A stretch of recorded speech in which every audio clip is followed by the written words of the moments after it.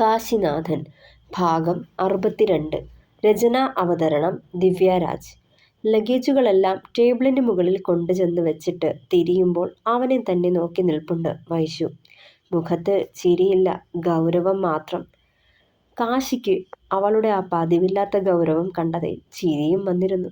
മുഖം ചെരിച്ച് ചിരി മറച്ചതും അവൾ അത് കണ്ടിരുന്നു.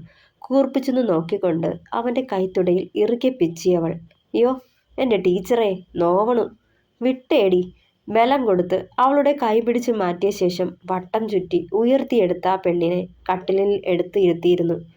വേഗം ചെന്ന് വാതിലടച്ച് കുറ്റിയിട്ടിട്ട് അവൾക്കരികിലേക്ക് വന്നു കള്ളച്ചിരിയോടെ. എന്താണ് വൈഷ്ണവി ടീച്ചറെ ഒരു കലിപ്പ്? അവളുടെ കയ്യിൽ മുറുകെ പിടിച്ച് അവൾക്ക് മുന്നിലായി മുട്ടുകുത്തിയവൻ.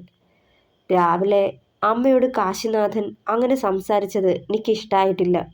മുഖം വീർപ്പിച്ച് ഗൗരവം വിടാതെ തന്നെ പറഞ്ഞു. എങ്ങനെ സംസാരിച്ചത്? പെണ്ണിനെ വെറുതെ ശുണ്ടിപ്പിടിപ്പിക്കാനെന്നോണം ചോദിച്ചതും കയ്യിൽ ഒഞ്ഞൊരടി വെച്ചു കൊടുത്തു. അയ്യോ ഈ പെണ്ണ്, കാര്യം എന്താന്ന് പറയടി. മനുഷ്യനെ തല്ലിക്കളിക്കാതെ. അവളെ പിന്നെയും വാശി പിടിപ്പിച്ചു. നിങ്ങൾക്കറിയില്ല അല്ലേ? കാര്യം എന്താന്ന് നിങ്ങൾക്ക് മനസ്സിലായില്ല അല്ലേ? ചോദിച്ചുകൊണ്ട് അവനെ തലങ്ങും വിലങ്ങും കയ്യിലും തോളിലുമൊക്കെ തല്ലാൻ തുടങ്ങിയവൾ വാശിയോടെ. കൈവച്ച് തടുക്കാൻ നോക്കിയിട്ടും അവൾ അടങ്ങുന്നില്ലാന്ന് കണ്ടതേ ഇരു കൈകളും പിടിച്ചു വെച്ചു. അവളെ വേദനിപ്പിക്കാതെ കരുതലോടെ തന്നെ. നിന്റെ മുറിവ് ഉണങ്ങിയിട്ടില്ല, വേദനിക്കും. മെല്ലെ ആ കൈകളിൽ മുത്തിക്കൊണ്ട് വിടുവിച്ചവൻ. അമ്മയോട് അങ്ങനെ പറയാൻ പാടില്ലായിരുന്നു. എനിക്ക് വിഷമമായി. അവനെ നോക്കാതെ ചുമരിലേക്ക് നോട്ടം അയച്ച് പറയുമ്പോൾ കണ്ണുകൾ നിറഞ്ഞവളുടെ. ഞാൻ പറഞ്ഞതിൽ തെറ്റുണ്ടോ? അവർക്ക് വലിച്ചെറിയാനാണെങ്കിൽ പിന്നെ എന്തിനാ ജനിക്കണത് വരെ കാത്തത്? ഒന്നും ആവണതിന് മുന്നേ തന്നെ വേണ്ടാന്ന് വെച്ചാൽ മതിയായിരുന്നല്ലോ. വീണ്ടും അത് തന്നെ ആവർത്തിച്ചു പറഞ്ഞു അമർഷത്തോടെ. ഒരമ്മയ്ക്കും കഴിയില്ലായിരിക്കും കണ്ണേട്ടാ ഉള്ളിലെ കുരുന്ന് ജീവനെ ഇല്ലാണ്ടാക്കാൻ. അതാവും. നേർത്തുപോയി അവളുടെ സ്വരം. അതൊക്കെ നിന്റെ തോന്നലാ വൈശു. എത്രയോ പേര് അബദ്ധത്തിലുണ്ടാവുന്ന കുഞ്ഞുങ്ങളെ വേണ്ടെന്ന് വയ്ക്കുന്നു. അതുമല്ലെങ്കിൽ എല്ലാ തെറ്റുകളും ചെയ്തു കൂട്ടുന്നതിന് മുന്നേ ആലോചിക്കാമായിരുന്നു. പ്രിക്കോഷൻസ് എടുക്കാമല്ലോ.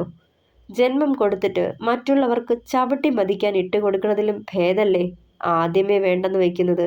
ഒന്നും അറിയാതെ അങ്ങ് കഴിയില്ലേ? പിറക്കാണ്ടിരിക്കില്ലേ? അവർക്ക് ഊഹിക്കാമായിരുന്നില്ലേ സാവിത്രി ഒരിക്കലും നൊന്ത് പെറ്റ അവരെ പോലെ ആവില്ലാന്ന്?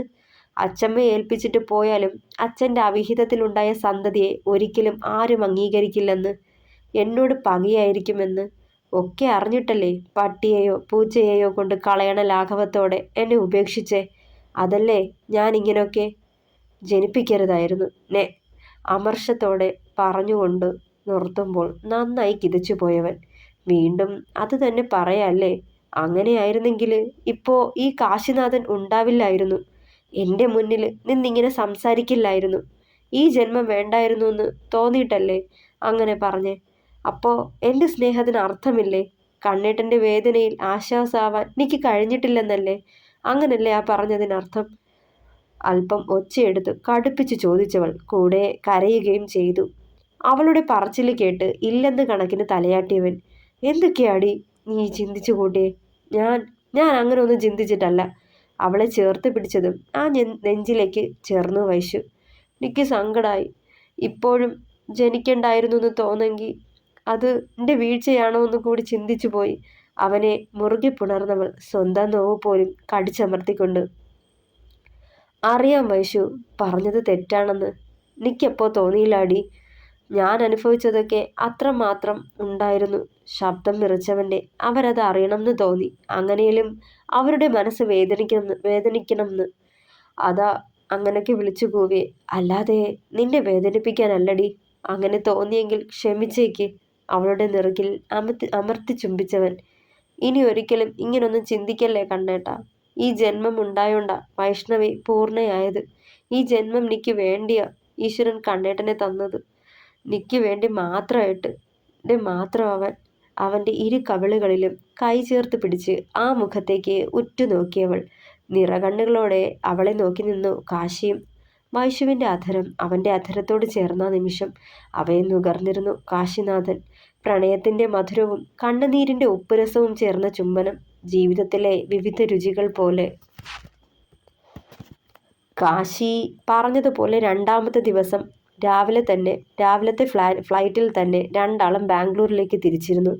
പാച്ചനൊഴിച്ച് മറ്റുള്ള 2 പേരും അവരെ യാത്രയാക്കാൻ എയർപോർട്ടിൽ എത്തിയിരുന്നു.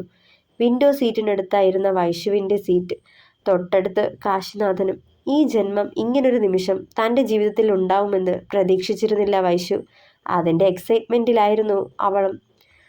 ഗ്ലാസ് വിൻഡോയിലൂടെ കാണുന്ന പഞ്ഞിക്കെട്ട് പോലുള്ള മേഘങ്ങളെ കൗതുകത്തോടെ നോക്കുന്നവളെ കണ്ടതും വല്ലാത്തൊരിഷ്ടം തോന്നി കാശിനാഥന്. നറുപുഞ്ചിരിയോടെ അവളെ നെഞ്ചോടടക്കി പിടിക്കുമ്പോൾ മറ്റു കാഴ്ചകളിൽ നിന്ന് മടങ്ങി അവനിലേക്ക് ചേർന്നിരുന്നവൾ. വൈശുവിനെയും കാശിയെയും യാത്രയാക്കിയ ശേഷം നേരെ ഹോസ്പിറ്റലിലേക്ക് തിരിച്ചു സെന്തിൽ. 2-3 ആഴ്ചകളായിട്ട് ഹോസ്പിറ്റലിലേക്ക് പോയിട്ടേ ഇല്ലായിരുന്നു.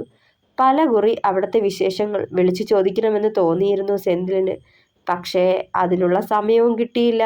എങ്കിലും കിട്ടിയ അവസരത്തിന് നന്ദനോട് തിരക്കി ഒക്കെ അവൻ ചോദിച്ചറിഞ്ഞിരുന്നു.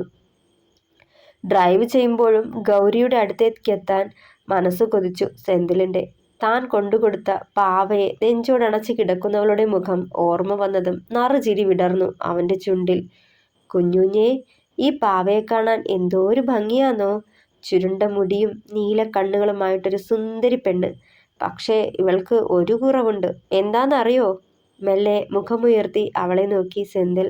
എന്താ? ഗൗരിക്കുട്ടി തന്നെ പറയും. അതോ, ഒരു കുഞ്ഞു കരിമണിമാല. അടുത്ത് വരുമ്പോൾ എൻ്റെ ഈ കുഞ്ഞിപ്പെണ്ണിന് വേണ്ടി ഒരു കുഞ്ഞി കരിമണിമാല കൊണ്ടുവരണം കേട്ടോ കുഞ്ഞുഞ്ഞേ. തൻ്റെ നെഞ്ചോരം ചേർന്നിരുന്ന് കുറുമ്പോടെ ചോദിക്കുന്നവളുടെ നിറകിൽ മെല്ലെ തഴുകി സെന്തിൽ. പോക്കറ്റിൽ കരുതിയ കുഞ്ഞു കരിമണിമാലയെ കൈക്കുള്ളിലെടുത്തവൻ കുഞ്ഞൊരു ചിരിയോടെ. ഇന്നിനിപ്പോ ചെല്ലുമ്പോൾ കേൾക്കാം ഒരു കൊട്ട പരാതിയും പരിഭവവും.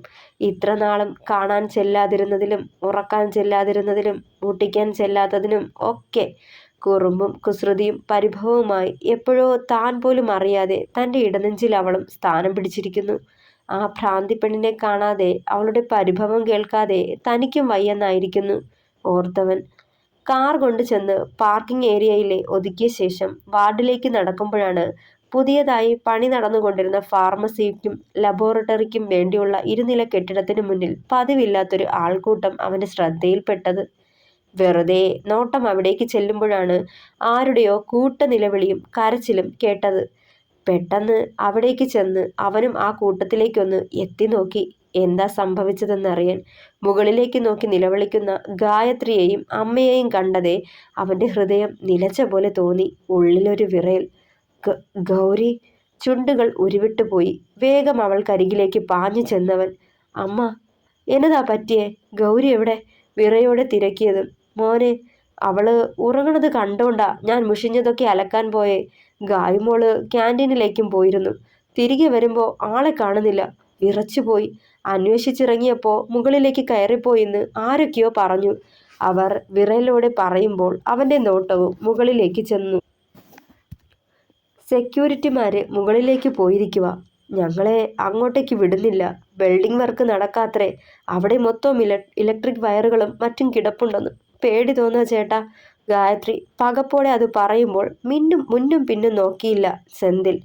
അവൾക്ക് എന്തെങ്കിലും പറ്റുമോ എന്ന ഭയം മാത്രമേ ഉണ്ടായിരുന്നുള്ളൂ. ചാടിപ്പിടച്ചെഴുന്നേറ്റ് ആ കെട്ടിടത്തിനുള്ളിലേക്ക് കയറിയിരുന്നവൻ. പടികൾ കയറുന്നതിനിടെ തുറസായി കിടന്ന കെട്ടിടത്തിൻ്റെ ഹാളുകൾക്കുള്ളിലൂടെ നോട്ടം പായിച്ചവൻ ഇരുനിലയും കടന്ന് ടെറസിലെത്തിയതും 3 സെക്യൂരിറ്റിമാർ അവിടെ നിൽപ്പുണ്ട്. അവരുടെ കണ്ണുകൾ അരമതിൽ കെട്ടാത്ത തുറസായ ഭാഗത്തിലേക്കാണെന്ന് കണ്ടതും സെന്തിൽ അവിടേക്ക് നോട്ടം അയച്ചു. ടെറസിൻ്റെ അങ്ങേയറ്റത്തായി നിൽപ്പുണ്ടവൾ. ഭയന്ന് വിറച്ച് മുഖം കുനിച്ച് നിൽപ്പുണ്ട്. എന്തെങ്കിലും ശബ്ദമുണ്ടാക്കുകയോ അവൾക്കരികിലേക്ക് ചെല്ലുകയോ ചെയ്താൽ പരിഭ്രമിച്ച് നിലത്തേക്ക് ചാടുമോ എന്ന ഭയത്തിലാണ് സെക്യൂരിറ്റിമാർ അവിടെ തന്നെ നിന്നത്. ആ കാഴ്ച കണ്ട് മനസ്സും ശരീരവും വിറച്ചു സെന്തിലിൻ്റെ. ശ്വാസം പിടിച്ചു നിന്നവൻ. ഒരു ചെറിയ വീഴ്ച മതി അവളുടെ ജീവന് ഭീഷണിയുണ്ടാക്കാൻ എന്നതായിരുന്നു അവൻ്റെ ഭയം. എന്ത് ചെയ്യണമെന്നറിയാതെ പതറിപ്പോയ നിമിഷങ്ങൾ. അല്പനേരം അതേ നിൽപ്പ് തുടർന്നവൻ. ഹൃദയമിടിപ്പ് വല്ലാതുയർന്നു. സമയം മെല്ലെ കടന്നുപോയി. ഇടയ്ക്കെപ്പോഴോ അവൾ ഒന്ന് മുഖമുയർത്തി നോക്കുമ്പോൾ സെന്തിലിനെ കണ്ടിരുന്നു. കുഞ്ഞുഞ്ഞേ! മെല്ലെ വിളിച്ചതും വിറയോടെ അവളെ നോക്കി സെന്തിൽ. ഒരു ഉൾപ്രേരണ പോലെ ഇരുകൈയും വിരിച്ചു വെച്ച് തന്നിലേക്ക് വരാൻ കൈ കാണിച്ചവൻ. ഗൗരി അവനെ ലക്ഷ്യം വെച്ച് നടക്കാൻ തുടങ്ങിയതും അവനും അവൾക്കരികിലേക്ക് നടക്കാൻ തുടങ്ങി. അവളിലേക്ക് എത്താനുള്ള വ്യഗ്രതയിൽ നിലത്ത് പൊട്ടിക്കിടന്ന ഇലക്ട്രിക് വയർ അവൻ്റെ കണ്ണിൽപ്പെട്ടില്ല. ഗൗരിയിലേക്ക് അടിക്കുന്നതിൻ്റെ ആശ്വാസത്തിലായിരുന്നവൻ. ആ വയറിൽ ചവിട്ടേറ്റതും വൈദ്യുതാഘാതമേറ്റ് എടുത്തെറിഞ്ഞ പോലെ മുകളിലത്തെ നിലയിൽ നിന്നും സെന്തിൽ താഴേക്ക് തെറിച്ചു വീണിരുന്നു. കുഞ്ഞുഞ്ഞേ! ആ കാഴ്ച കണ്ടു നിന്ന ഗൗരി അലർച്ചയോടെ നിലത്തേക്ക് ഊർന്നിരുന്നു. തുടരും. പ്രിയപ്പെട്ടവരെ, അഭിപ്രായങ്ങൾ പറയണേ. കഥ ഇഷ്ടമായാൽ ലൈക്ക് ചെയ്യുക, ഷെയർ ചെയ്യുക, സപ്പോർട്ട് ചെയ്യുക, ഹൈപ്പ് ചെയ്യുക. താങ്ക്